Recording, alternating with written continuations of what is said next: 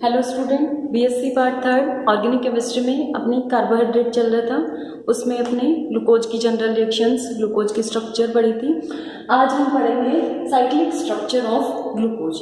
अब पहले अपन ने जब डिस्कस किया था उसमें पढ़ी थी अपन ने ग्लूकोज की ओपन चेन स्ट्रक्चर। तो जब ग्लूकोज की ओपन चेन स्ट्रक्चर है अपने पास में, तो साइक्लिक स्ट्रक्चर की कहाँ जरूरत पड़ी? तो जो ओपन चेन स्ट्रक्चर है उससे ग्लूकोज की कुछ प्रॉपर्टीज हैं उसको एक्सप्लेन नहीं कर सकते। अब वो कौन सी प्रॉपर्टीज है? फर्स्ट है कि जो ग्लूकोज है, जो ओपन चेन स्ट्रक्चर है, उससे जो एल्डिहाइड ग्रुप है, CHO ग्रुप है, उसकी कुछ रिएक्शंस को एक्सप्लेन नहीं कर सकते। जैसे डी ग्लूकोज है, वो शिफ्ट रिएजेंट के साथ में रिएक्शन नहीं देती। अब शिफ्ट रिएजेंट के साथ में एल्डिहाइड ग्रुप जब फ्री होता है तो वो पिंक कलर शो करता है, लेकिन जो डी ग्लूकोज है वो उसके साथ में कोई रिएक्शन नहीं देता। सेकेंड है इसमें कि ये अमोनिया और सोडियम हाइड्रोजन सल्फाइड के साथ में भी कोई रिएक्शन शो नहीं करता, और किसी कंपाउंड में अगर फ्री एल्डिहाइड ग्रुप प्रेजेंट है तो वो अमोनिया के साथ में भी रिएक्शन शो करेगा, और सोडियम हाइड्रोजन सल्फाइड है उसके साथ में भी रिएक्शन शो करेगा। तो ये जो दोनों रिएक्शन है वो ग्लूकोज की ओपन चेन स्ट्रक्चर है, उससे एक्सप्लेन नहीं कर सकते। सेकेंड, जो डी ग्लूकोज है उसकी दो क्रिस्टलाइन फॉर्म्स होती है।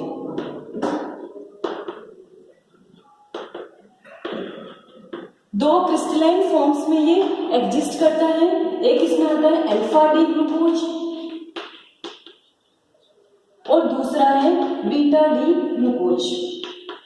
अब इनको आइडेंटिफाई कैसे करेंगे? इन दोनों का मेल्टिंग पॉइंट भी अलग अलग है। अल्फा डी ग्लूकोज का 146 डिग्री सेल्सियस है और जो बीटा डी ग्लूकोज है उसका 150 डिग्री सेल्सियस है। ठीक है, और दोनों का जो स्पेसिफिक रोटेशन है इसका 112.2 डिग्री और इसका 18.7 डिग्री। ठीक है, तो ये दोनों अलग है, तो दो अलग क्रिस्टलाइन फॉर्म में मिलते हैं, और ये दोनों अलग क्रिस्टलाइन फॉर्म है, इसकी ओपन चेन स्ट्रक्चर है उससे एक्सप्लेन नहीं कर सकते। इसके अलावा थर्ड पॉइंट है, जो अल्फा डी ग्लूकोज है और जो बीटा डी ग्लूकोज है, ये दोनों एक दूसरे में इंटर कन्वर्ट हो जाते हैं, उस प्रोसेस को बोलते हैं म्यूटा रोटेशन। तो म्यूटा रोटेशन है वो भी इसकी ओपन चेन स्ट्रक्चर है, उससे एक्सप्लेन नहीं कर सकते। नेक्स्ट, जो ओपन चेन स्ट्रक्चर है उसकी ड्रॉबैक है कि जब डी ग्लूकोज है उसकी रिएक्शन मीथेनॉल के साथ में HCl की प्रेजेंस में करवाएंगे, तब दो अलग क्रिस्टलाइन कंपाउंड्स का फॉर्मेशन होता है। एक है अल्फा डी ग्लूकोसाइड और दूसरा इसमें आता है बीटा डी ग्लूकोसाइड। इन दोनों का मेल्टिंग पॉइंट भी अलग अलग है और दोनों का जो स्पेसिफिक रोटेशन है उसकी वैल्यू भी दोनों की अलग अलग होती है। तो इनका फॉर्मेशन है वो भी ग्लूकोज की ओपन चेन स्ट्रक्चर है, उससे एक्सप्लेन नहीं कर सकते। इस प्रकार ये चार ड्रॉबैक्स है ओपन चेन स्ट्रक्चर। फर्स्ट है शिफ्ट रिएजेंट के साथ में रिएक्शन शो नहीं करता, अमोनिया और NaHSO3 के साथ रिएक्शन शो नहीं करता। सेकंड है कि डी ग्लूकोज है वो दो क्रिस्टलाइन फॉर्म्स में मिलेगा, alpha D glucose, beta D glucose. दोनों का मेल्टिंग पॉइंट भी अलग अलग है और दोनों का स्पेसिफिक रोटेशन है, उसकी वैल्यू भी अलग है। थर्ड है ये दोनों आपस में इंटर कन्वर्ट हो जाते हैं, यानी म्यूटा रोटेशन है वो शो करते हैं। फोर्थ है डी ग्लूकोज की रिएक्शन जब मीथेनॉल और HCl के साथ होगी तो दो डिफरेंट क्रिस्टलाइन सब्सटेंसेस का फॉर्मेशन होगा। एक है इसमें अल्फा डी ग्लूकोसाइड और दूसरा है बीटा डी ग्लूकोसाइड, जिनका मेल्टिंग पॉइंट भी अलग अलग होता है और जो स्पेसिफिक रोटेशन है उसकी वैल्यू भी अलग होती है। इस प्रकार जो डी ग्लूकोज की कुछ प्रॉपर्टीज हैं उनको अपन ओपन चेन स्ट्रक्चर से एक्सप्लेन नहीं कर सकते, इसलिए इसकी साइक्लिक हेमी एसिटाइल स्ट्रक्चर है वो दी गई। अब अपन देखते हैं इसकी साइक्लिक हेमी एसिटाइल स्ट्रक्चर।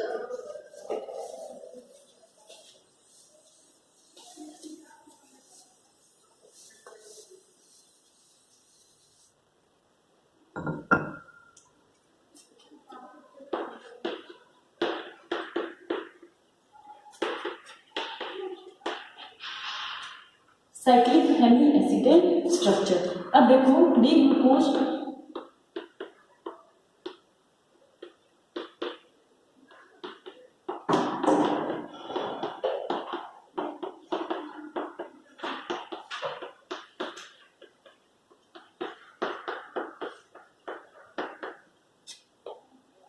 ये डी ग्लूकोज की स्ट्रक्चर है। अब जो डी ग्लूकोज है उसमें ये कौन सा ग्रुप है, फर्स्ट कार्बन में एल्डिहाइड ग्रुप प्रेजेंट है।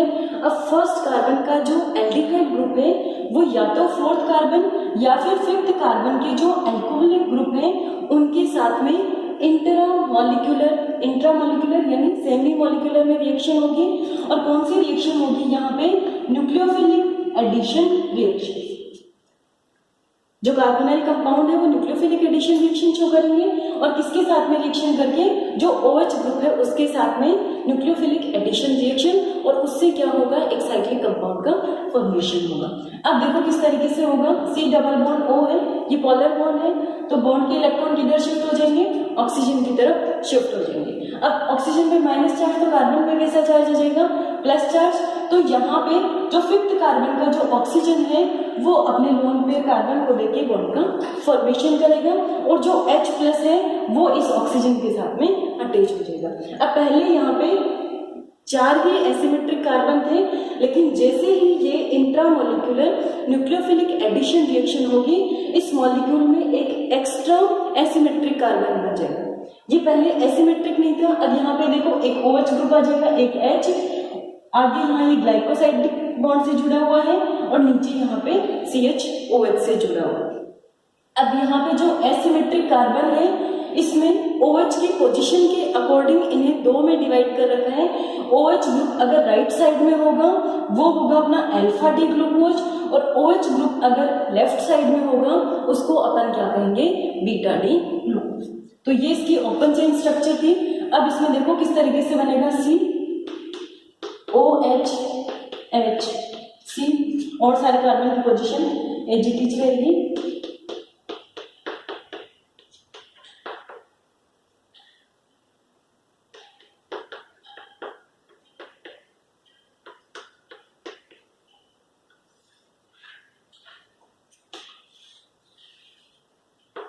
ये CH2OH, ये कौन सी स्ट्रक्चर है, जहां पे कार्बन 5 है उसका OH है वो इसके साथ में बॉन्ड बनाने में इन्वॉल्व हो रहा है। अब यहाँ जो साइक्लिक स्ट्रक्चर बनेगी वो 6 मेंबर्ड है, 5 कार्बन है इसमें और एक क्या आ जाएगा यहाँ पे ऑक्सीजन।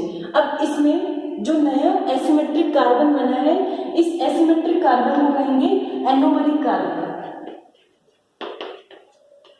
ठीक है, कौन सा कार्बन हो गया ये, एनोमरिक कार्बन। तो एनोमरिक कार्बन में अगर OH ग्रुप है वो राइट साइड में होगा, वो होगा अपना अल्फा डी ग्लूकोज, और अगर यहाँ पे OH ग्रुप है लेफ्ट में होगा, बस इसी की पोजीशन चेंज होगी और पूरा अपना एजीटी रहेगा यहाँ पे।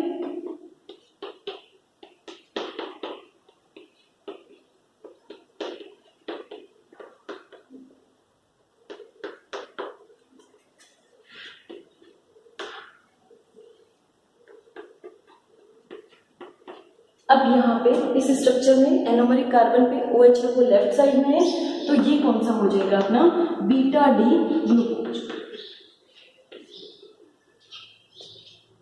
तो जो ओपन चेन स्ट्रक्चर है वही किस में कन्वर्ट हो गई, अल्फा डी ग्लूकोज में और बीटा डी ग्लूकोज में।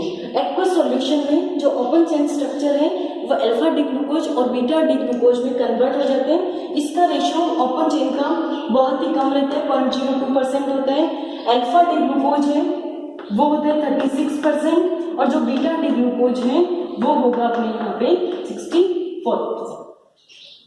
और अल्फा डी ग्लूकोज और बीटा डी ग्लूकोज वो एनोमरिक कार्बन पे कॉन्फ़िगरेशन में डिफरेंट है, इस वजह से अल्फा डी ग्लूकोज और बीटा डी ग्लूकोज इनको बोलते हैं एनोमर्स।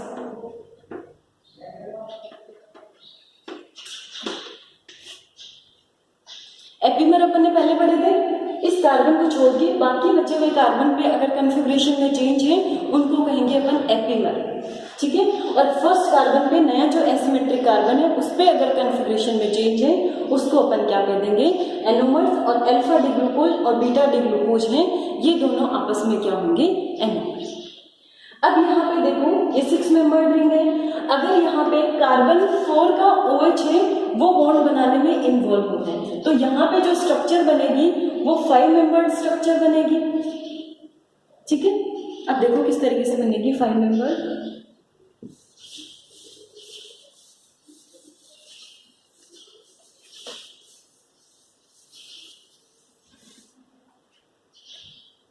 फाइव मेंबर्ड में यहाँ से ग्लाइकोसाइडिक बॉन्ड बनेगा, COH H C OH H C H OH C H oxygen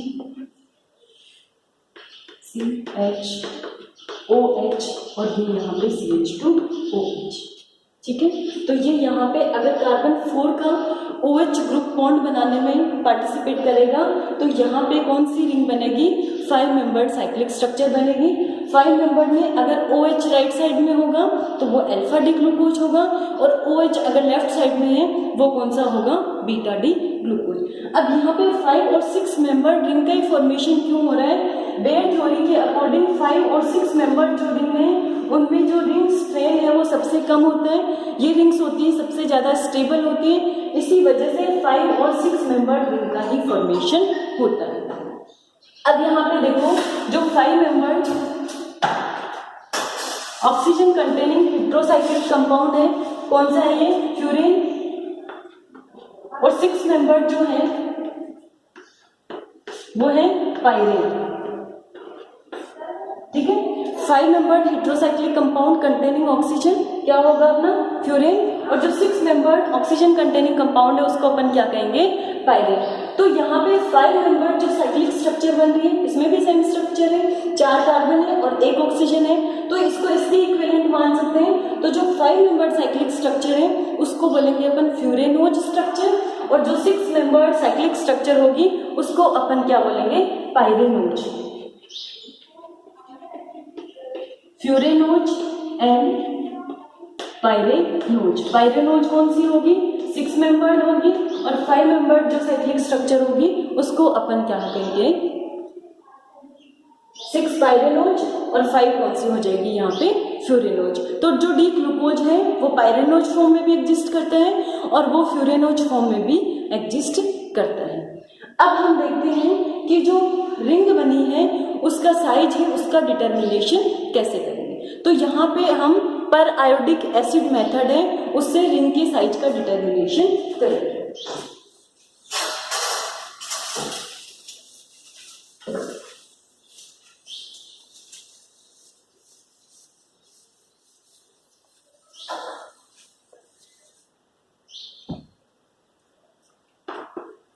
ring size determination.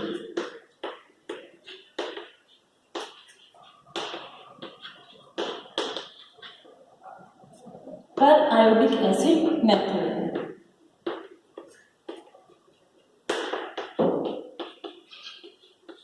पर आयोडिक एसिड HNO4। ठीक है, अब सबसे पहले अपन 5 मेंबर्ड साइक्लिक स्ट्रक्चर लेंगे, OH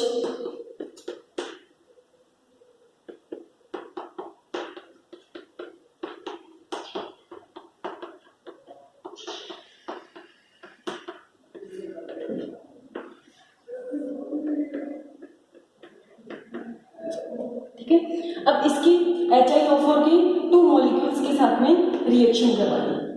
तो HiO4 का 1 मॉलिक्यूल रिएक्ट करेगा, वो क्या करेगा, ये कार्बन कार्बन बॉन्ड है इसको ब्रेक करेगा। अब कार्बन कार्बन बॉन्ड को ब्रेक करने के बाद में पर आयोडिक एसिड क्या करता है, जो अल्कोहल है उसको ऑक्सीडाइज कर देगा एल्डिहाइड में, और अगर एल्डिहाइड एक ग्रुप है उसको किसमें ऑक्सीडाइज कर देगा, कार्बोक्सिलिक एसिड में। तो ये दोनों ही अल्कोहल है तो दोनों अल्कोहल को किसमें चेंज कर देगा, ये CHO ग्रुप है। तो ये यहाँ पे CHO COH H ऊपर की स्ट्रक्चर एज इट इज रहेगी, ये भी यहाँ CHO में चेंज हो गया।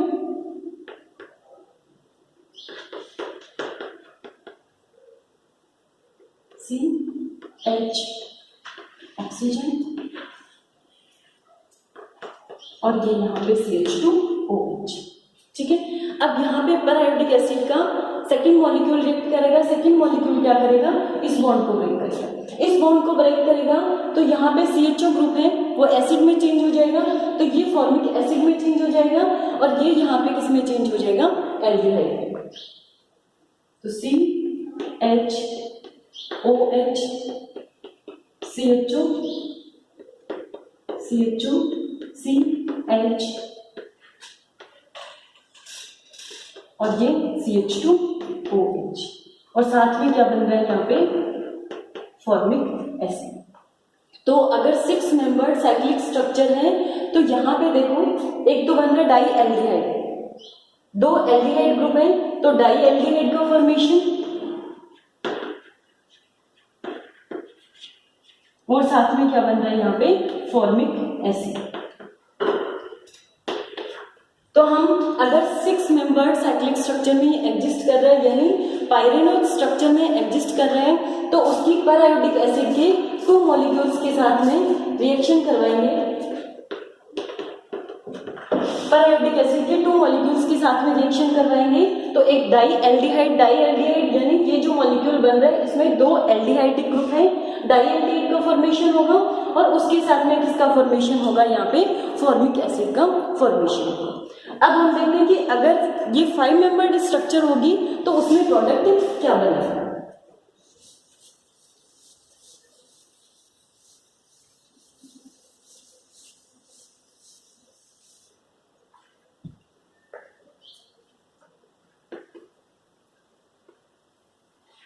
ये हो गई 5 मेंबर साइक्लिक स्ट्रक्चर।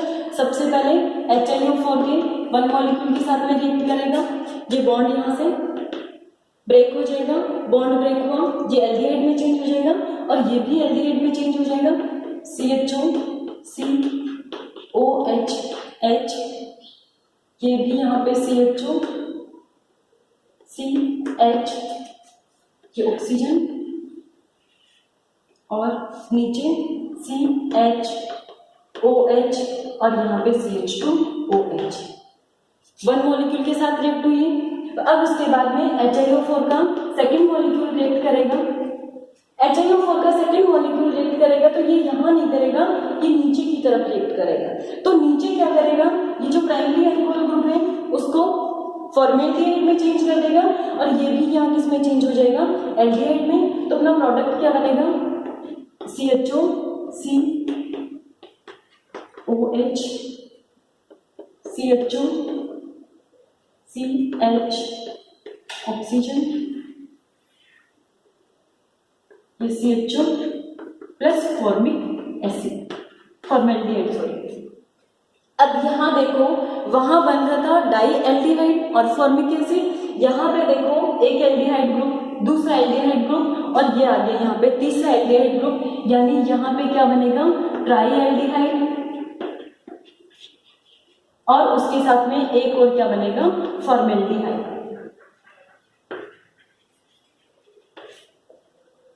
ठीक है, तो इस तरीके से HIO4 मेथड से अपन रिंग साइज डिटरमाइन कर सकते हैं। अगर 5 मेंबर रिंग है यानी फ्यूरेनोइड फॉर्म में एग्जिस्ट कर रहे हैं तो यहाँ पे बनेगा ट्राई एल्डिहाइड और उसके साथ में फॉर्मेल्डिहाइड बनेगा, और अगर 6 मेंबर रिंग है तो डाई एल्डिहाइड बनेगा और उसके साथ में क्या बनेगा, यहाँ पे फॉर्मिक एसिड का फॉर्मेशन होगा।